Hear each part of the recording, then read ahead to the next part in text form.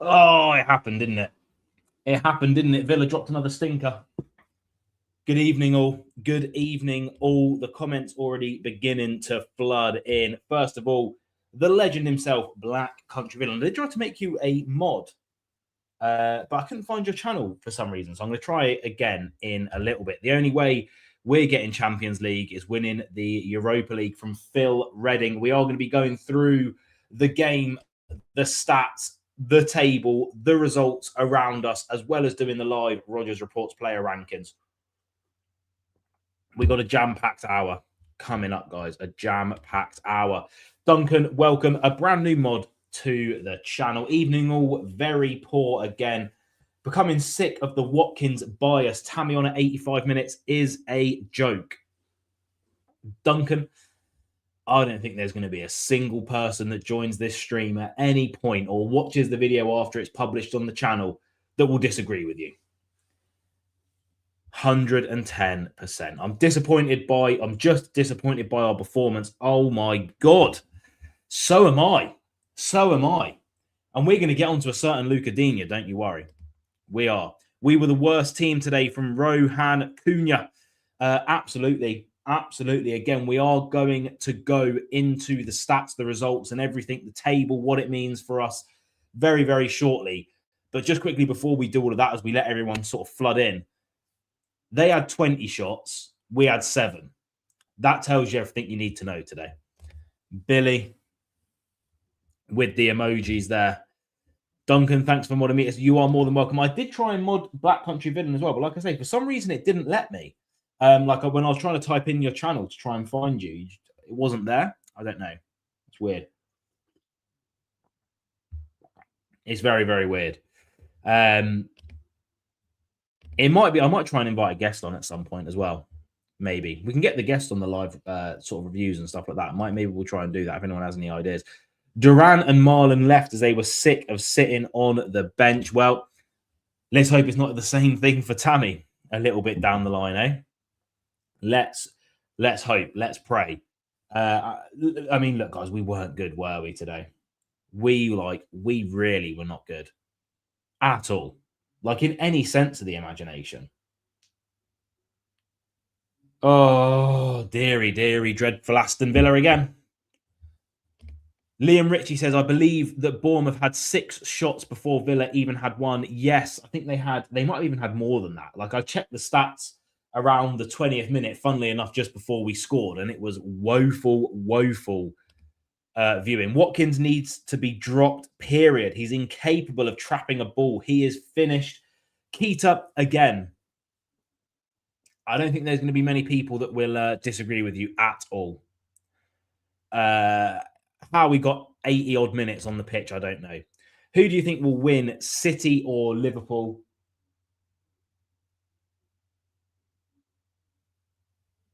Did anyone else see that? There was just like a random green light shone into my room. What on earth? I may have to go and investigate. I think the aliens are coming for me. Everyone. It could be confirmed. I think the aliens are coming for me. There was just a random like green laser. Like, you remember when Mo Salah was taking that penalty in the AFCON? I'm praying on City's downfall. So am I. Although we kind of need City to beat Liverpool now, right? Sort of, you know. Echo Banger, another hero of the channel. Good evening, villains. This was an unfortunate disaster.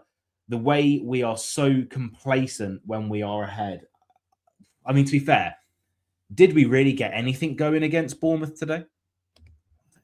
Could have gone second. Yeah, could have gone second. Put some serious pressure on City. Black Country Villain Tammy to start on Wednesday against Brighton. Oh, I think you're probably right, aren't you? Is the Brighton game on Wednesday? Because the FA Cup's weekend games, isn't it? Yeah, fair enough. We need to make subs earlier. The changes happened way too late. Keita confirms it was aliens. I think it was. That was so bizarre. That was like one of the weirdest things that's happened to me recently. Why does Rodgers keep passing? I don't know. Without Rodgers scoring that goal, God knows what happens. God knows what happens. Poor defending by Digne. Oh, wasn't it just poor defending by Digne? Wasn't it just? We're going to get on to Luca Digne in a little bit. Don't you worry. But he might be public enemy number one after today's game. 100%. Tammy must start versus Brighton. Yeah, I would probably start him at this point, man. I mean, the fact that he only got 5 minutes today, he's going to be fresh. He's going to be raring to go, one would hope. I don't even know. Even Mings wasn't great. Yeah, no one particularly was good, right? I love Luca, but yikes. I mean, yikes indeed. It was literally like watching someone play FIFA and their controller disconnects. Like, what on earth was he doing? What on God's green one was he doing? Like, I can't explain it. I can't explain it. Manchester United are our biggest problem right now, not Arsenal or City. They are flying. Totally agree. Again, we are going to go over all of today's results in the Premier League and the two ones that we're really, really interested in. Manchester United and Chelsea both got wins today. And Aston Villa's, like I've said in the title, I don't think it's an overreaction at this point. We've got 2 wins in our last 7 games. Our UCL push in the Premier League is in serious doubt and serious trouble. Tammy and Watkins both average and on high wages. Our transfers are poo.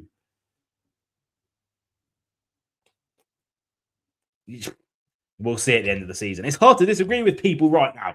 Onana and Louise are a perfectly good pivot. No injury excuses, thanks. I would say, Duncan, I would counter-argue it with, to lose Kamara and Tielemans and John McGinn, a massive core of your midfield who have dragged you up to second in the Premier League, a title push contending team, or at least we were a few weeks ago. To lose all 3 of them at the same time, I think is hard. It's hard, but I get what you mean. Digne was poor, but man, the whole team didn't really put in a shift other than Onana, Sancho, and Cash struggled. We had struggled, but had a well-fought battle with Adley. Onana bailed us out, and Sancho was bright. I think Onana had 6 headed clearances from set plays today. Onana was excellent today. He just needs to stay fit. Tammy, not average. Tammy's a great player. Peter Smith is actually having a little bit of an argument here. We're missing Tielemans passing for sure. Yeah, we are. Yeah, we are. God, aren't we just missing Tielemans passing? If you are new around here, guys, please do be sure to like and subscribe. All of that good stuff. In about 10 seconds, we will be moving over to the Foot Mob, going through this game whilst chatting to all of you guys. And then we are going to be we're going to be looking at the Rodgers Reports player ratings as well. And we will be heavily focusing on, of course, Watkins and Buendia. Watkins and Buendia. Oh, my Lord. Honestly, man. Honestly. Why did... actually, we'll get that up. Don't worry. We'll get those comments up. I'm just making sure that we're going to be able to share the screen over when we start looking at the stats of the game. Why did it take so long to bring Tammy on? Mind-boggling, in my opinion. Keita, I think you are going to be in the heavy majority of people. Completely agree. I don't know why it took them that long. Emery clearly had a game plan and thought that Ollie Watkins was going to be a big part of it. Obviously, didn't work today. He was more anonymous than that group, the hacking group. He might be the leader of them. Do you know what I mean? Why did Digne play over Maatsen? I mean, I guess he's going for experience. Digne, a little bit more solid passing range. Knows the system better than Maatsen. Probably just was playing it safe, and it obviously didn't work. Rayan to Bournemouth, 25 million. Caused a lot of problems today, but let's not get it twisted. He does not score that goal if Maatsen's on the pitch. You know what I mean? Luca Digne literally let him score that goal. 5 mins for Tammy is a P take, to be honest. Yeah, it is. Shows how good the 3 players that are out injured are from here, Ward the Wake. Hero Ward the Wake. Here, what 44. We're going to call you Wake 44 until I figure that out.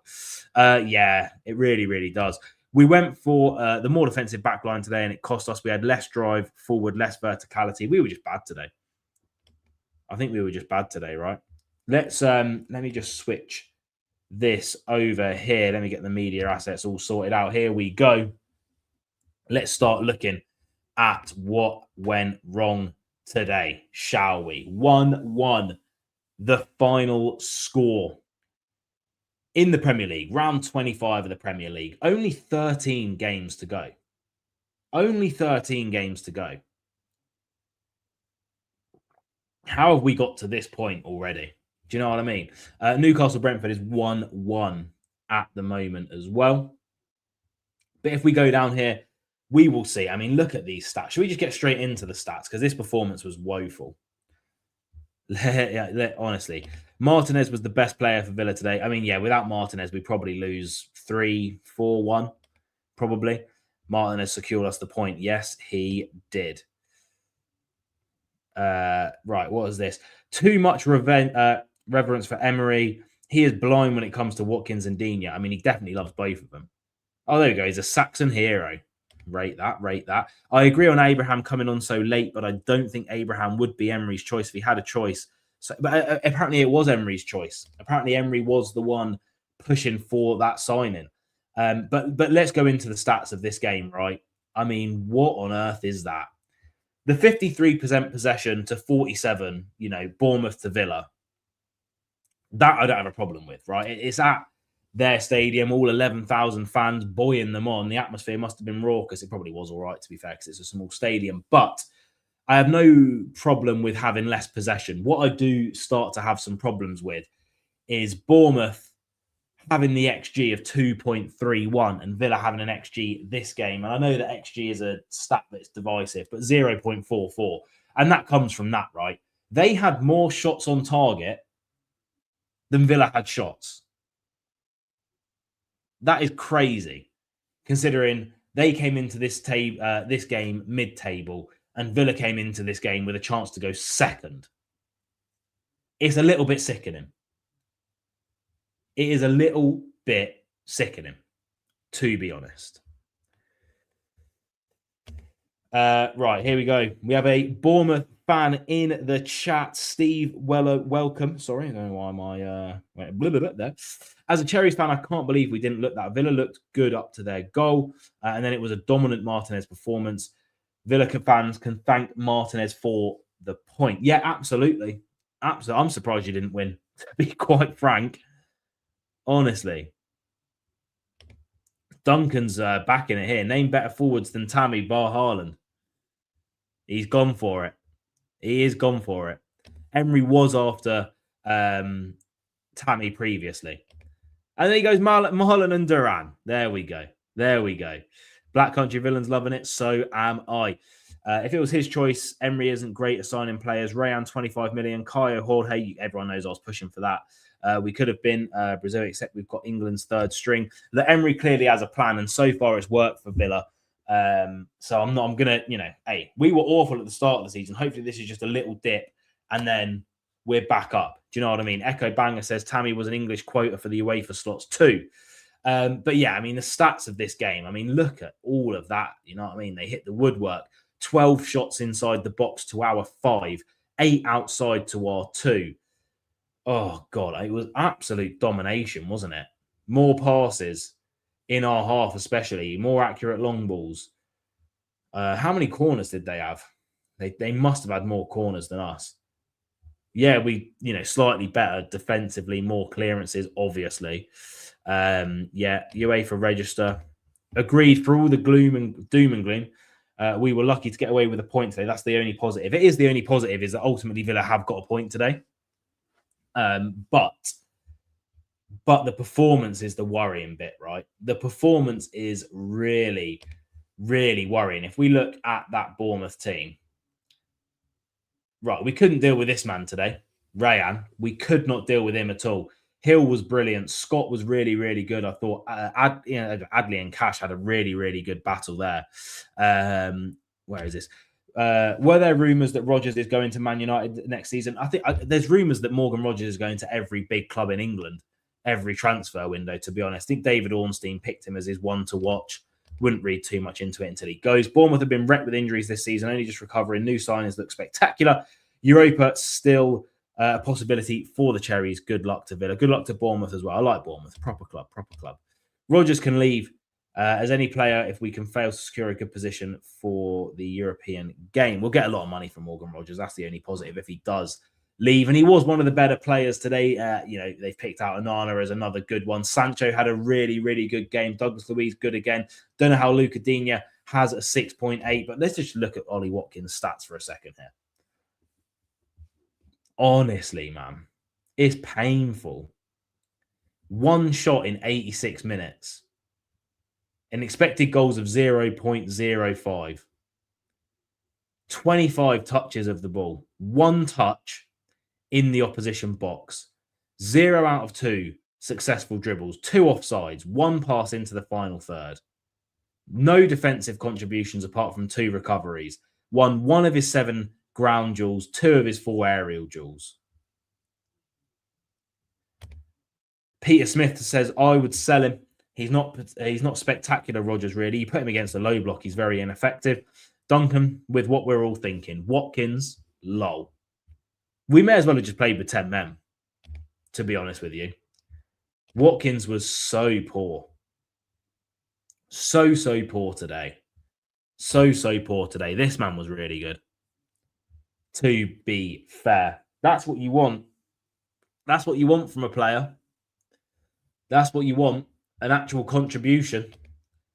An actual contribution. Even Evan Nilsson didn't get a goal today, but at least he was in there. 4 shots. 3 chances created for his teammates. Do you know what I mean? A clearance. Won 3 aerial duels. At least he was doing something. Echo Banger, it's an eye test too, not just the stats you see. Cash has a poor rating, but he really put in a shift against Adley that helped us out a lot. We could have been humiliated. Cash worked hard, just like Martinez. Yeah, I think Cash had a decent game. This is why I don't really read too much into the foot mob ratings, and we do our own on the channel. Keep Rodgers and build a team around him. Hopefully that could be happening. 0 money for Wally Flopkins in the summer. Yeah, I mean, who's going to buy him now? Having the stinkiest of seasons. The stinkiest of seasons. And I mean, the Bournemouth players, really, they didn't really have to do much this game. Do you know what I mean? It was 86th minute, by the way. 86th minute, we brought on Tammy Abraham. Unai was both honest and correct. We are not a top 5 squad. But the thing is, we were in an absolutely glorious position. And I think the downturn in form and the way that we are just imploding isn't good at all. It's a really bad look. A really, really bad look. And if we go to the table, this is what it means. Oh, there's been another goal. Brentford are now winning in their game. Should have sold Watkins to Man U in the summer for the inflated price. Yeah, we should have. That looks like a very silly move now, doesn't it? Doesn't it just? Newcastle losing. Brentford winning at the moment. They go up to 39 points. But look at the table, guys. It is not good viewing for Aston Villa and our hopes of getting into that top 4/5. Now, obviously, it could be okay if Liverpool do lose to Manchester City. It means that we keep an 8-point buffer on 6th place. Now, that is very, very good. But look at the form. Draw, loss, 1 win in our last 5, another loss, and another draw. We go to Brighton next to, where are they there? 13th. Yeah, fair enough. They're on a little bit of a downturn in form, but Aston Villa are just awful at the moment. Just awful. Manchester United, unbeaten in their last 5. They go to relegation battlers, West Ham. Chelsea go to Leeds. Yes, Leeds have been playing all right at the moment. Ultimately, they're still 16th. So you'd expect both of them to pick up wins in those games. A Manchester United win will put them above us. Then we're down to 4th. A Chelsea win, if we fail to beat Brighton, of course, then we are 1 point away from 5th. 1 point. Injuries haven't helped us at all. No, they have not. Black Country Villain, they have not indeed. We're in poor form. Hopefully we pick up mid-March. We can't afford to wait until mid-March, though. It could be all said and done by mid-March. But today, Manchester United getting a huge win over Tottenham Hotspurs. Chelsea getting a good win over Wickham. Wolverhampton there. Bournemouth up to 39 points, by the way, as well. They're having a little bit of a push now. I mean, you look at the last 5. How telling is that? How bad is that? How telling, how bad, how poor. Over the last 5 Premier League games, Aston Villa are 16th in the form table. 16th. It's unbelievable. Tammy to score on Wednesday. Man U and Chelsea will fall back. Man U and Chelsea are the 2 most informed teams in the league at the moment. Aston Villa 16th in form. Black Country Villain also happy that will happen. March to May is the business end of the season. We may have a drop off now, but we need to pick up steam to push towards the end. One last push to climb up. It'll be tough, but not impossible. We can't afford to wait until March. We can't afford to wait until March. Form is ebb and flow. Yeah, but 16th. 16th. It is woeful, man. 5 points in our last 5. A point a game, that's not good enough in the Premier League, I'm afraid, especially for where we are. It is not good enough in the slightest. That I didn't realize it was that bad. That's really concerning for me. I don't know how we pick it up. McGinn and Tielemans not back until March. You know, this squad's going to have to do it, and they're not. They're not. We go over here to the full table again. 47. God, we need more points. Form is temporary, class is permanent. Oh, you know, I get that, but again, we can't afford to wait until March. Everyone has a drop off. It happens. We need to get back rolling. The sooner the better. Bournemouth are 3rd. Yeah, Bournemouth are doing really, really well over the last 5, Duncan, to be fair. They are a good team. They had that really, really bad patch. It just is worrying how I don't think it's in total the results. I think it's the manner of the results, right? It's the performances. Because like that Brentford one was bad. It was bad. You know, and you look at there, you know, yeah, we did get 3 wins, obviously 2 of them in the Europa League, of course, which we could still win. But you look at our Premier League results, like that was a poor game against Palace. You know, a Palace team that are really, really poor at the moment. Really, really poor at the moment. Couldn't get over the line. 3 shots on target from 15. They had more shots on target than us from less shots. Where is our Rayan 19-year-old player? Ken, he is injured. He's back in full training. God knows when we'll see him. The real issue is the perceived player bias. Please do expand on that. I'm intrigued to know what you mean by that. The Everton game, that was a poor performance at Villa Park. Look at the stats of that one. How can you have 18 shots and not score? Poor. Really bad. Really, really bad.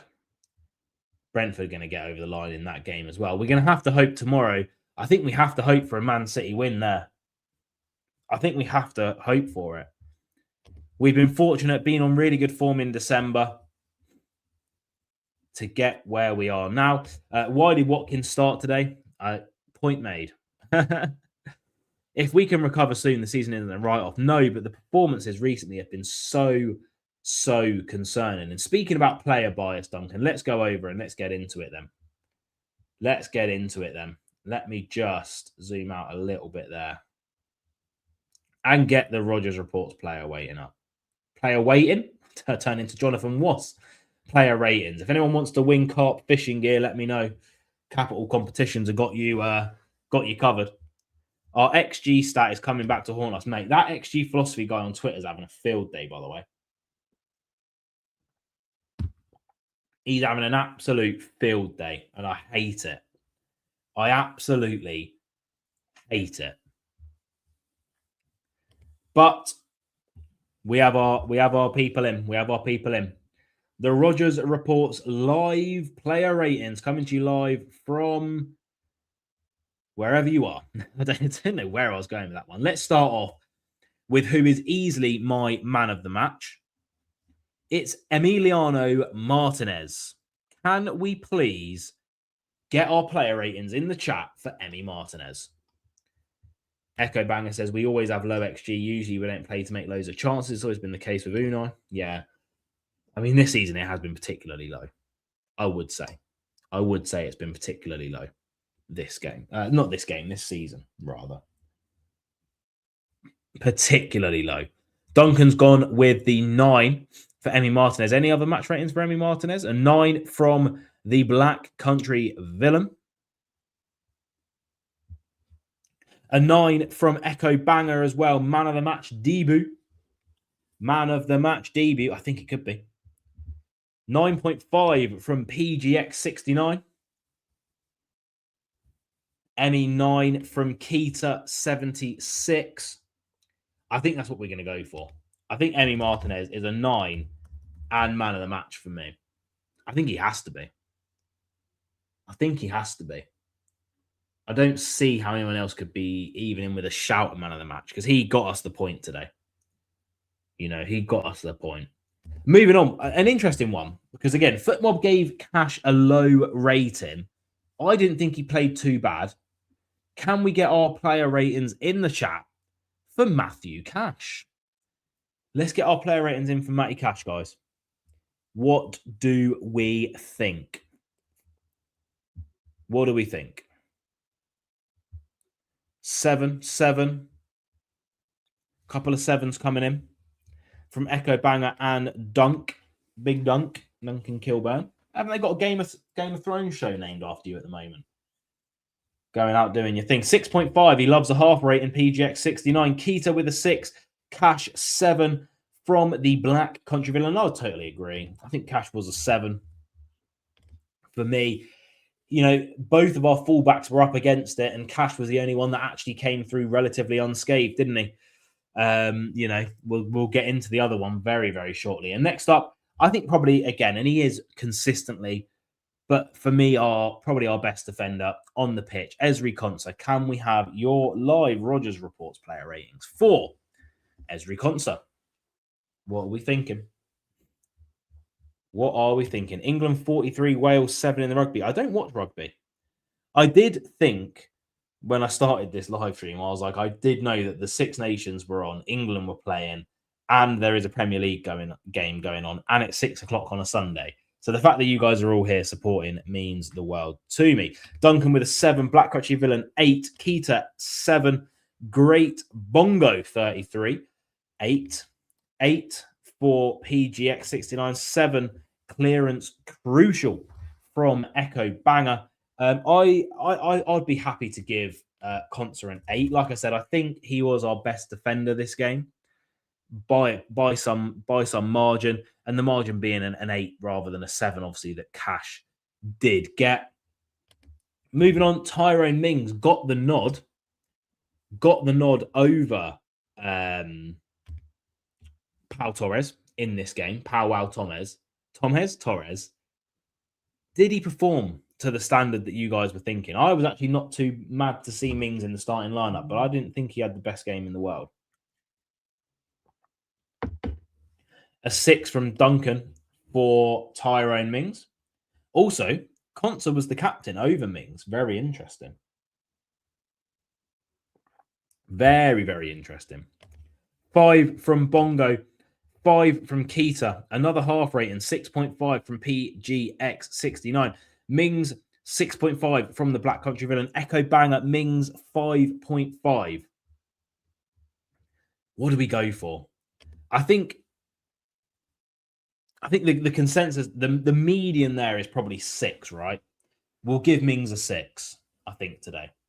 I think he struggled. I think he had a hard game. Evan Nilsson, again, like I say, busy striker. He's a hard striker to deal with. And I think Mings done an okay job. You know, I think it's hard, isn't it? Because you really want Mings to do well. But I think that Pau Torres might be the better defender.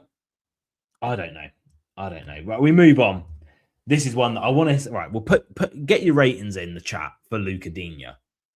But we're going to talk about this man quite a lot. We are going to be talking about Luca Digne quite a bloody lot. Whilst you're all putting your ratings in for Digne, that was the worst bit of defending I've ever seen. It was the worst bit of defending I've ever seen. Mings should have gone and Watkins. Now we will have them on high wages for a few seasons. Yeah. Right. My problem with this is Ian Maatsen has been our best left back defensively this season. He's been our best left back offensively this season for me in terms of what he actually offers down that left-hand side. Digne, he might need to be sent to the retirement home after that performance against Rayan. I cannot explain to you. It genuinely was akin to watching match fixing. That's how bad that bit of defending was against Rayan. He literally stepped aside and just let Rayan score, effectively. He stepped aside. A Villa team that are hit with FFP, injuries, play for that lion on your chest. Passion, energy, crunching tackles. These are the type of things I want. He stood to the side. He stood to the side and just let Rayan waltz into the box and score. You need to be... Neil Warnock said it best. You've got to die for 3 points. And he stepped aside. I was flabbergasted by it. Duncan says 1. Black Country Villain Digne 4. 4.5 for PGX 69. 3 from Keita. Digne 3.5. Didn't do much going forward and directly responsible for the goal. Absolutely he was. Why was Digne playing over Maatsen? Because he's an Emery favourite. And I'm going to be honest, I'm going back to the start. I'm giving Digne a 1. I completely agree with Duncan. He done nothing this game. And I cannot watch another 80 whatever it is minutes of Luca Digne playing against a pacey and direct winger because he doesn't have it in his locker anymore. He doesn't have it in his locker anymore. He cannot play against a pacey, physical, direct winger. He gets rinsed every time. Every time he gets absolutely put through the ringer and then some. Anyway, let's move on from Luca Digne because I could rant all evening about him and move on to Amadou Onana. I thought he played really well. I was worried that he got injured again when he was limping around the pitch. Don't know what that was all about. But he did manage to finish a decent amount of the game. So, we'll fair enough. Let's give our ratings for Onana. We move on from Digne. I can't be asked to watch him anymore. Lots of 7s coming in. 7 from Duncan, 7 from Keita, 7 from PGX 69, 7.5 from the Black Country Villain, and an 8 for Onana from Echo Banger there. Yeah, I can see. I can see that being a fair rating. Any other ratings? I'll give you guys just sort of 10 more seconds. Boom, 10. Give me 10. See if anyone else wants to give Amadou Onana a rating here. Be sure to subscribe and like if you are new, by the way, guys. Be sure to subscribe and like. Do appreciate all the loyal fans as well. I know there's a lot of sporting events going on at the moment. But I think we're all done for Onana ratings. And I think I'll probably go with the consensus that he deserves a 7 there. Probably our best aerial presence in this game, which is no surprise. But to get 6-headed clearances out of the box this game, it's one of the highest in the Premier League so far this season. Without him, again, we could lose. Moving on to Douglas Luiz. I don't think he was as effective as in the Brentford game. But he wasn't bad by any stretch of the imagination. What are we going to be rating Douglas Luiz? Let me know. A 6 from Keita for Douglas Luiz. What else have we got going on? PGX 69 says 6 as well for Douglas Luiz. Is that going to be the trend? 6.5 from the Black Country Villain. 6.5. Some of his deliveries were poor on his corners, but he was okay. From Echo Banger. Yeah, I think that's a fair assessment, isn't it? To be fair, that's a fair enough assessment. I think, should we go? We'll go 6.5. I feel bad for giving him the same rating as Mings. I think he probably was a little bit better and a little bit more impactful than Mings. But yeah, he wasn't his best game. Wasn't his best game. 7 from Duncan Kilburn. We've gone 6.5. I think 6.5 is fair for Louise. I think he was good, not quite as good and as crucial to this game as Onana, but he was okay. Moving on, a player that really, really impressed me, Jadon Sancho. What do we think about Jadon Sancho, by the way, in terms of could he be made permanent in the summer? I think Man United are going to be looking to terminate his contract, or his contract might just be up and they're not extending it. But I think he's really started to come into his own in the last few games. Duncan says an 8 for Jadon Sancho. Keita says 7. 7.5 from the Black Country Villain. Any more ratings for Scary Hours? Sancho on a 3 in the summer. If he takes a big wage cut, I could definitely see it happening. 7.5, a lot of good chances built by him in the box. 7.5, got his first assist. It looks like 7.5 is the consensus, and that is what we will go for. 7.5 for Jadon Sancho. I think it could be a really, really interesting one to see how that develops in the summer, if he is available on a free, if he would cut his wages, and if we would take him at the club. I think Emery likes him. I think Emery does like him. Next up, Emi Buendia. Another instance of Emi Buendia and his poor brain writing checks that his feet could not cash today. I was not too impressed by Emi. But let me know what you think. Put your player ratings for Emi Buendia over in the live chat. And we'll pop them up on the screen and we'll go. 4 from Keita, 5 from Duncan, 5 from Black Country Villain, 5 from Echo Banger, a 6 from PGX69. Clearly saw something that perhaps the rest of us didn't. I thought he was really poor. I thought he was ineffective. And you know what? When your left-hand side, or well, Mings, Digne, and Buendia, all 2022, and, you know, even further back for Mings players, should have had a pen, though. I did see that one. Yeah, I don't know. I wouldn't describe it as stone wall, but I do think it was a penalty. But I will give Buendia a 5, I think. You know, I think Buendia's best role for Villa is going to be off the bench. That's what I think. I think Buendia's best role for Villa is off the bench. I don't think he should be starting. Slim Jim going all the way back to Cash 7. He did get a 7, Slim Jim. Don't you worry. Yeah, I think Buendia's best role is off the bench.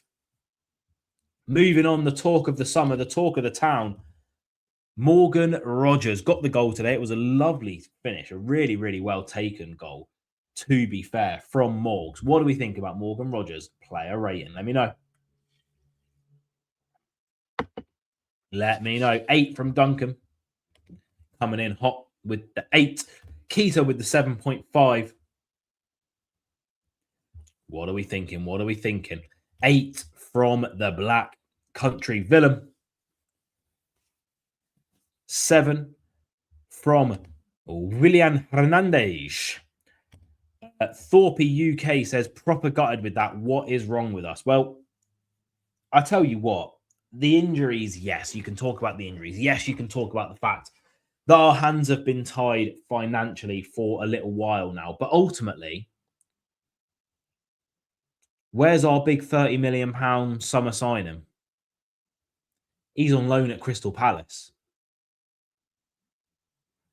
Where's our big loan to buy Harvey Elliott? Not even in the squad, because now we don't want to buy him.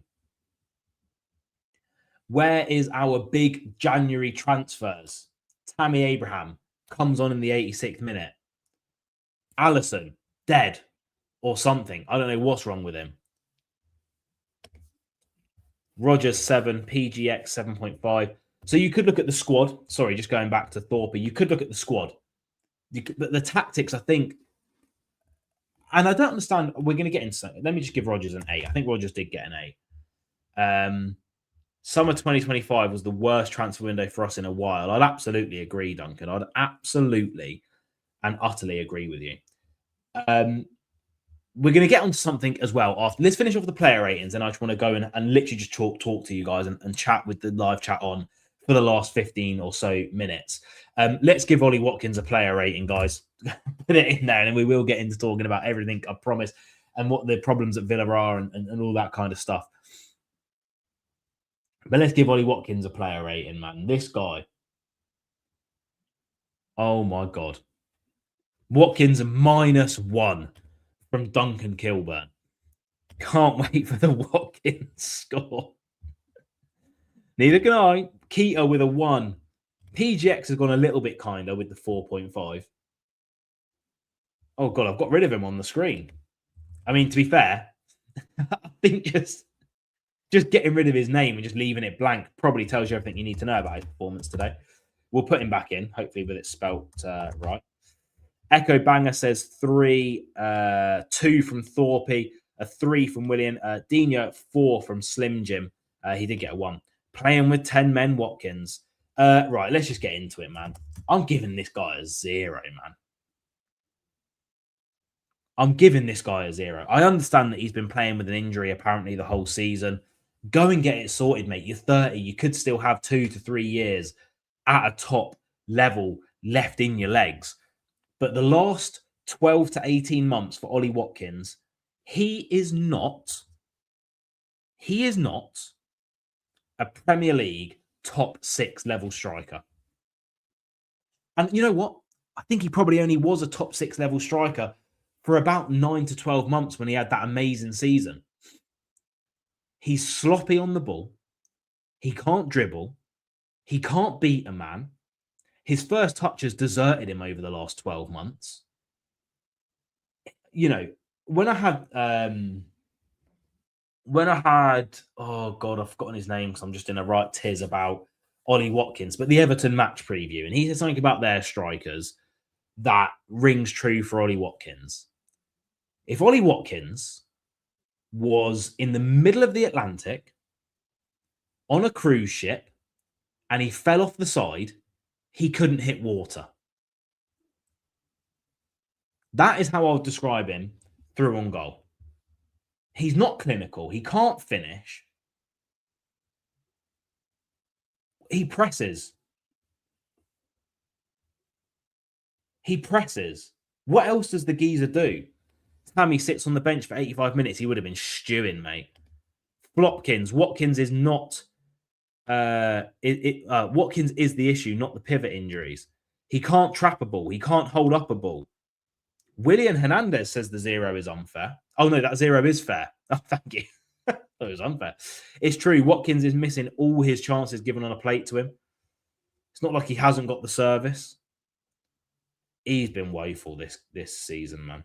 He's been absolutely and utterly woeful. Let's go back to just chatting to you guys now. We've done the player ratings there. Now, one thing I want to talk about, right, before we sort of end the stream and go off and all that kind of good stuff. One thing I do want to go over is why, and we are going to be going into the live chat as well, guys. So if you are watching, you have anything you want to talk about with me in the live chat, please do put it on. A striker doesn't press and run about like a blue-bummed fly. They put the ball in the net. Absolutely correct. Leave it to Rodgers, Bundia, Bailey, who was awful when he came on. Sancho, you know, leave it to all of them. Anana 8, yeah, he was really good today, Slim Jim. Really, really good today. One thing I've got to say about, and look, Marlon's goals to a minute. I don't want to, Duncan, because it'll make me sad because he's at Roma now. Why? And maybe you guys can help me out here. And I think it's a thing. It's been a thing with Villa for many, many seasons now. I say many seasons, the last 2, 3. Keita's bang on, by the way. Why do we look tired in games? Why do we look tired? I think he's better than he's been showing recently. He has been carrying a knee injury, but he's been so bad I can't even defend him anymore. Why do Villa always look leggy and tired? We haven't played for a week. We had no midweek game. And it's looked like that for a few seasons now. And these players should be used to playing 40 to 50 games a season. We don't utilize rotations that well, Unai rotations. I'm wondering if there's an issue with the way we're training, by the way. We're constantly having injuries, you know. Kamara did not have a bad injury record before he came to Villa. Injured all the time. Tielemans now with his second long-term injury of the season. Onana genuinely can't stay fit for more than 2 games, right? Watkins carrying a knee injury. John McGinn out injured again.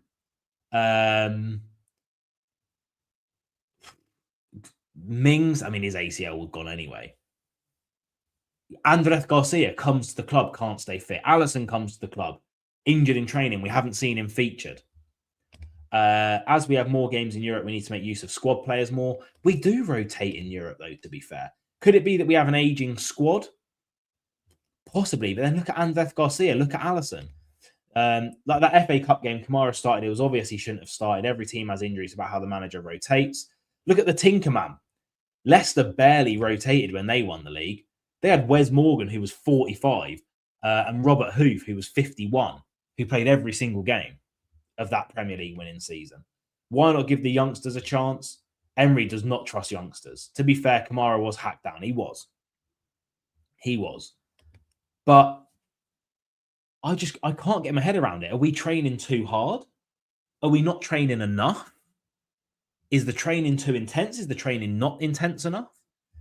Leicester weren't in Europe in 2015, 2016. Yeah, I get that, but they had like 30-year-olds that played 38 Premier League games and barely missed a minute. Do you know what I mean? And that was back in 2015. Their facilities wouldn't have been as good as us. I just don't understand what's going on. It's either the worst luck possible or something's going wrong in training, in treatment, in whatever it is. You know? Emery player favoritism is the issue. He has it. We can't deny it. Yuri Tielemans was denied a starting spot for over a year because of Emery's favoritism. And that Emery is God, man. What he's done for Villa is unconceivable, unfathomable, unbelievable. It's brilliant. But he does have his flaws. Every manager has his flaws, right? You know, every manager has their flaws. We can't really make excuses because some of the games we have loads of players fit that we don't that don't get the nod due to Unai favourites sometimes. Yeah, maybe it is that. But I think something must. And it's been going on since Emery's come to the club. It must be a training thing. How do other teams always look like they have more energy than Villa? What are we doing wrong? What are we doing fitness wrong? Ross Barkley, there's another example of a player that's always bloody injured. And he played a full season for Luton, barely missed a minute. I'm starting to question whether there's something behind the scenes that training that is seriously up. Because I cannot explain why for the last 3 seasons, even against other clubs that are playing in Europe, against clubs, we've played games where we're playing on a Saturday or a Sunday against a team, and we haven't played for a week, and we're playing against a team that have had like a midweek cup game, and we're the leggy ones.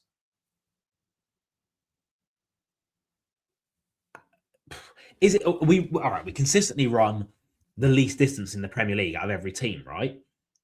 Are we just training less and loading less because we know that we're not going to run as much as other teams?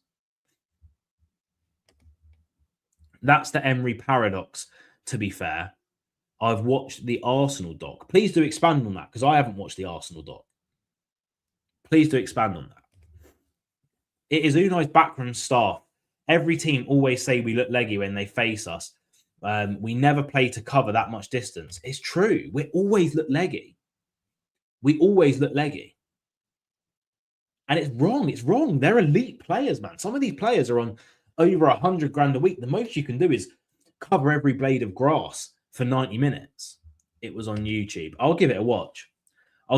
Was it just saying about... Because I know Arsenal under Emery towards the end, they were getting accused of the same thing, not covering distance, leggy, not being up for it, being stuck in their ways. I'm not saying this is the end of Emery, by the way, at Aston Villa.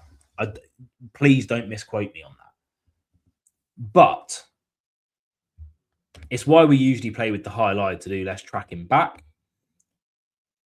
I do wonder. I don't know. There's so many if and buts or maybes. It looks like Emery might leave at the end of the season for Real Madrid.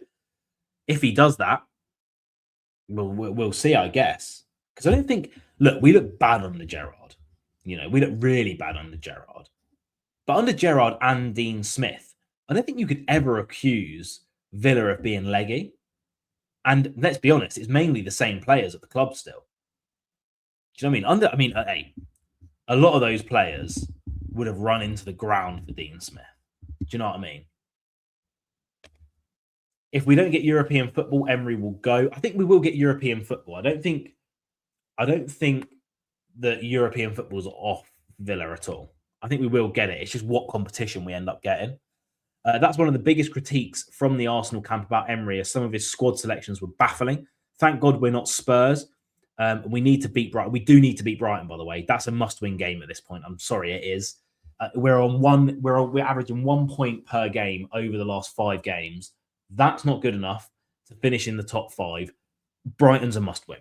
Brighton is a must-win. It's at Villa Park as well. Unai has had us overperforming the same players 16th, now top 7. I completely agree, Echo.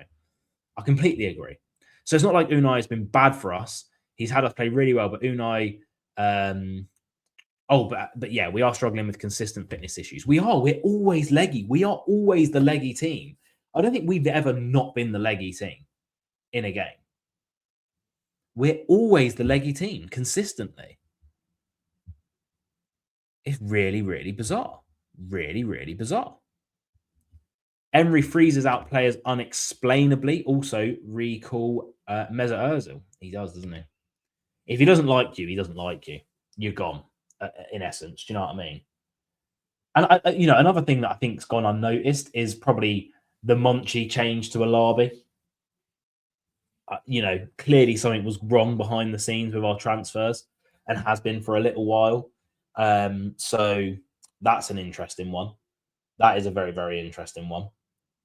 But this issue of fitness and always looking like the leggy team and no surprises over Elliot. And I'm going to make a video, guys, coming out on the channel. I'm going to film. I'm probably going to have a little bit of a mass film tomorrow because I'm away next week about the Elliot situation. Because I actually don't like what Emery came out and said about Harvey Elliott when he said, he's imploring Liverpool to change. Why? Whose fault is it? Is it Liverpool's fault for loaning him out and getting a great deal and having the obligation? Should they have to drop that? I don't think so. I don't think so. We have the 3rd lowest net spend in the Premier League under Unai's tenure. The man is a miracle worker, so we have to keep perspective. I know, and I get that, and I completely agree. And like I say, Unai Emery's like a god to us. Emery has form on it, like Elliot. Villa signed a contract. Yeah. Villa signed it. Do you know what I mean? I have no sympathy. The only person I feel sorry for is Harvey Elliott, in my opinion. And Unai Emery's done a great job, right? Emery has done a great job. There's absolutely no denying that in any sense of the imagination. But, some of the things, again, no one's perfect. No one's perfect. And Emery isn't perfect as a manager. Yeah, Emery's 100% a miracle worker. That's the paradox. It is. It is. I think if Emery could just maybe be a bit more adaptable, maybe get the fitness of the squad up, maybe have us not look leggy every 5 minutes, then we could be proper up there. But I do worry now. I worry about top 5 now. I really do. I think we're destined to finish 6th or 7th this season now. Over what I've seen over the last 5 games, the Fenerbahce games, the Fenerbahce game and the Newcastle game, really good performances. Really top performances. We were terrible against Salzburg. The comeback painted over a lot of cracks in that game, but we were really bad against, again, another team that, guess what they do? They pressed high, and we looked flabbergasted by it. We have all of our eggs in the Europa League now. I think Europa League's how we're getting into the Champions League if we're going to do it. I really do think that's the best way. If we are, everyone watching as well, be sure to go and leave a like. 27 are you watching right now? Go leave a like, please. Thank you. Just a quick one. So when it goes out, it look good. I think all of our eggs have to be in the Europa League. I don't think we can play any weak teams in the Europa League now. In terms of, I don't think we can rotate too much, and that's the other issue, isn't it? We can't rotate that much, and we need to. We bloody need to. When does the Europa League come back? Let me look that up. Let me hit Google up real quick, please.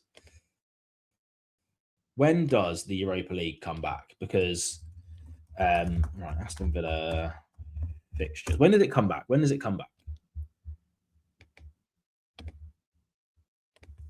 Where are you? Rumor has it that the FA are stalling the Man City charges as it would cost the FA billions in TV rights.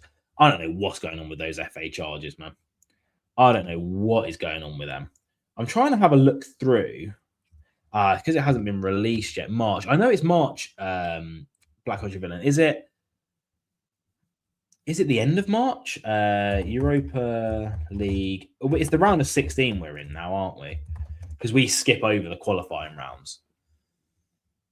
11th of 12th of March. So not even that long. We have a month without European football. We've got the FA Cup to worry about. Now the loans of Caden Young and Jimo Aloba are starting to look a bit crazy as we need to rotate. Yeah. We don't have many young options off the bench. Hopefully Allison will be a bit of a game changer. We're kind of pinning a lot on a 19-year-old Brazilian who's played one season of professional football, aren't we? They didn't look leggy compared to everyone else. Yeah, to be fair, they didn't. So 11th and 12th of March. Here we go. Yes, the 11th and 12th are going to be our Europa League games. The other ones are on the 19th and 26th of Feb. That's the qualifying ones. So yeah, 11th and 12th of March, 18th and 19th of March are when we go back into the Europa League. Robert Smith says, I'm amazed that Jamaldine, Jimo Aloba and Young went out on loan after good performances. We need more youth coming through. I think Emery historically throughout his career has not promoted youth players. What happened to the other young striker, Redmond? He went on loan to Huddersfield, and in typical Aston Villa fashion, he got a serious injury, and now he's back at Villa rehabbing that injury. So he's not going to play much this season. Scored a goal for them as well in the Championship, I think. Black Country Villain knows Robert Smith. Is there anyone you don't know? Is there anyone you don't know? We need to get more pathways to the first team for our youth, for the pride as well as the vision / building and value of our academy services. We are great at selling youth products. I've kind of accepted under Unai Emery that we're not going to see many youth players coming through. You know what I mean? I've kind of accepted it. You know, and we've lost really, really good youth players because Emery refuses to play them. Hi, Black Country Villain. Up the Villa, keep the faith. I'll always keep the faith. I'm just struggling right now. I'm trying, sure. Shout out to... how have I just forgotten Zac Efron's name? I got it back. We have 3 home games in a row, so we need the Villa players to get fit. We need to win. I mean, our fixtures coming up, we need to win, right? If we look at them here, Aston Villa fixtures...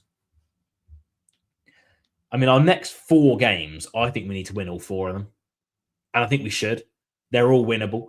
Brighton at Villa Park, winnable. You know what? Controversial. This next statement might be controversial. I would genuinely do what we done against Liverpool and just play the under-21s against Newcastle in the FA Cup 4th round. I can't be asked for any more injuries, and I can't be asked for players looking leggy. When we face Wolves, they turn up like prime 1970s Brazil. I know what you mean. Do you know what I mean? Matt Doherty will be playing like Roberto Carlos. Is Louis Barry still on our books? Yeah, I've done a video today, guys, where I collabed with loads of other Villa sort of content creators, tier listing our January transfer business. He's gone back out on loan to Stockport, is it? I think it is. But yes, he's still a Villa player, but we've already said we don't rate him and we're going to sell him. But yeah, our next 4 games, Brighton at Villa Park, Newcastle at Villa Park. Yes, it's winnable, but I genuinely don't care if we play kids and just throw that game, to be honest. And I understand fans are going to pay tickets, fans are going to pay money, fans are going to go to Villa Park. I just don't think we can care about the FA Cup at this point. And then we have Leeds. That's going to be a hard game, but it's at Villa Park. We should win. The next three, right, okay. I'm putting it out there right now. To finish top 5, we have to win our next 3 games. Premier League games. Brighton at Villa Park, Leeds at Villa Park, Wolves away. I don't care that it's away. I know Wolves turn up against us. Those guys are on 8 points. They're on 8 points after 25 games. 1 win, 5 draws, 19 losses for Wolves. If we don't get 3 points against them, I mean, if we look at Wolves here, what is like... So they've got Nottingham Forest coming up. You'd imagine Forest will win. They've got Grimsby in the cup. I'd imagine Grimsby will win. And then they've got Arsenal and Palace before they play us. They're still going to be on 8 points. They're going to be on 8 points after what? What would that be? 29 Premier League games? Black Country Villain, I want us to beat Newcastle. So do I. But I'll be honest with you. If someone came to me, if the genie from Aladdin popped out, and whether it's Robin Williams or Will Smith, you take your pick. I prefer the Will Smith Aladdin film, but I think Robin Williams is just a bloody legend. Anyway, I digress.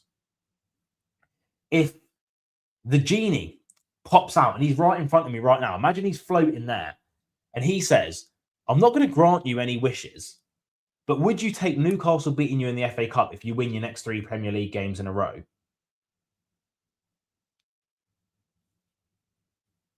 That's me shaking an invisible genie hand. That's what Aston Villa does to a man, by the way. Newcastle have been terrible, so we still need to put up a good show. I know, I get that. We need to use our best youth products in a good rotation squad with first teamers like Cash. Cash needs a bloody rest, and Andres Garcia's injured all the time to help fire up Bezo as well. I tell you what, Newcastle's the perfect type of game for the likes of Alisson to get a start. Bogard will start. Agree, FA Cup should have played kids in round 3. We cannot afford another injury against Newcastle in the FA Cup. We can't afford the players to be leggy. Bloody hell. Sorry, I didn't mean for that to be so loud. We can't afford for the players to be leggy going into the next game against Leeds. Leeds is going to be a huge game at Villa Park, by the way. That's going to be pivotal. Agreed, I couldn't care less about the FA Cup after what happened to Kamara against Spurs. Yeah, and look, you know, there is the argument, you know, FA Cup, you win it and you get what? Europa League, is it? Confirmed Europa League for FA Cup? You go into the Community Shield, good chance to get a good little bit of a payday at Wembley. And yeah, if we beat Newcastle, we've beaten Spurs and Newcastle, 2 big teams in the FA Cup, right? And we go into the 5th round. Yes, we have a chance to win the FA Cup this season, but I'm telling you right now, FA Cup is conference, is it? That's interesting. I thought that is not the Carabao Cup conference. I don't know. Villa don't have 1, the form, 2, the squad depth, or 3, the transfer ability to compete on 3 fronts at the moment. I think we've got to choose our poison, and it's the Premier League and the Europa League. I don't think we have enough to be competing on 3 fronts. Palace on conference with it. Yeah, but Palace were in the conference because of the multi-club rule, no? I think Palace were meant to be in the Europa League, and then because their owners also own a club that's in the Europa League, they got punished and put into the conference. League Cup is conference. I'm pretty sure that's what happened with Palace. You know, I mean, you look at our schedule is going to be crazy, by the way, if we get through in the FA Cup and we get through in the Europa League. Our schedule is going to be non-stop. It's going to be awful, guys.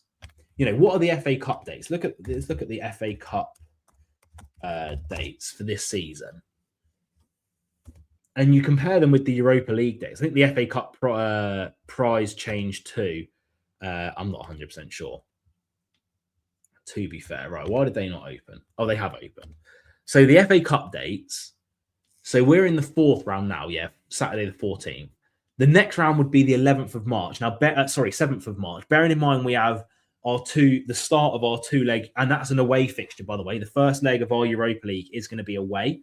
So we'd have to play the 5th round of the FA Cup on the 7th of March, and then we'd have an away tie, right, on the 11th or 10th or 11th of March in the Europa League, and then what's our fixture? Right, okay, hold on.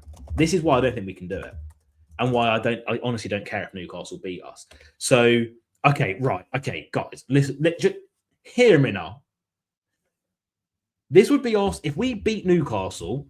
This is our schedule. Wednesday, the 4th of March, home against Chelsea.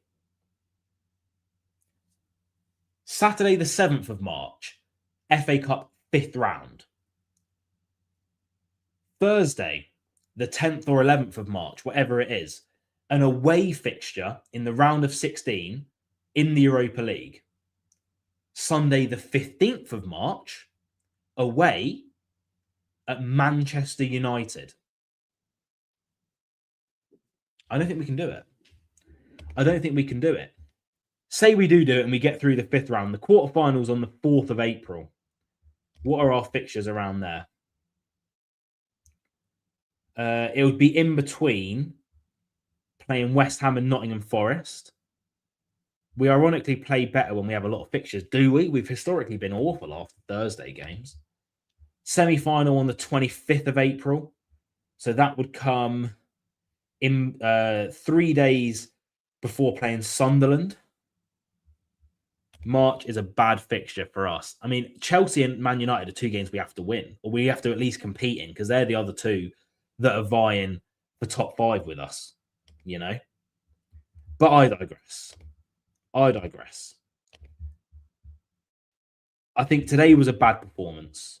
Ultimately, we got a point, so I'll take it. But Villa are struggling right now, guys, and we need to pick it up. We have faith. That's a perfectly timed message from the Black Country Villain. What we've got to do now is have a bit of faith. We've had our moan. Now let's start picking up a bit of faith, right? We go again. Wednesday, Brighton Hove Albion at Villa Park. It's going to be huge. It is going to be huge. I'm hoping to get a preview out on Tuesday morning for you guys for that one. But thank you, everyone, for watching. Please do go and enjoy the end, or whatever it is, or whether it's over now with the Brentford game, the England in the rugby, and everything else that is going on. And I'll see you guys for another video very, very soon. Up the Villa always. Keep the faith always. God, I hope we bloody do it. Cheers, guys. Thank you ever so much. Enjoy your evening. There we go. Hey, to grow a flower, you need a little bit of rain. Do you know what I mean? It was a pleasure to be here and see you all. Cheers, fellow villains. Everyone, please do enjoy the rest of your weekends. Enjoy your Saturday evening. I'm going to go and have some dinner, because all of this talking and ranting has got me very, very hungry. See you guys soon. Up the Villa, everyone.